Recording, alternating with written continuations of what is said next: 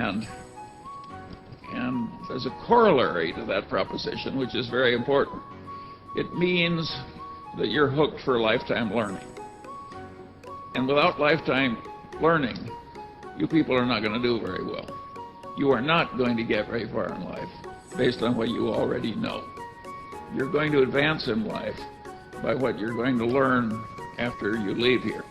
If you take Berkshire Hathaway, which is certainly one of the best regarded corporations in the world, and it may have the best long-term investment record in the entire history of civilization. The skill that got Berkshire through one decade would not have sufficed to get it through the next decade with the achievements made. Without Warren Buffett being a learning machine, continuous learning machine, the record would have been absolutely impossible. The same is true at lower walks of life. I constantly see people rise in life who were not the smartest, sometimes not even the most diligent, but they are learning machines. They go to bed every night a little wiser than they were when they got up. And boy, does that habit help, particularly when you have a long run ahead of you.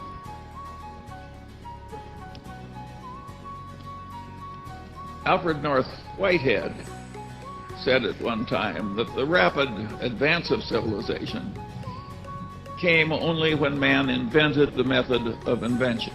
And of course he was referring to the huge growth in GDP per capita and all the other good things that we now take for granted, which started a few hundred years ago, and when before that all was stasis.